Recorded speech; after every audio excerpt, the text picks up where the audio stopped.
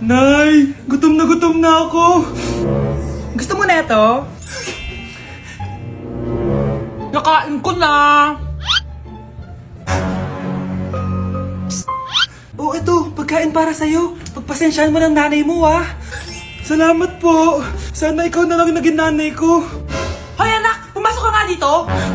Sige na. A few moments later. Nay! Hindi ko yung tunay kong nanay! Ha?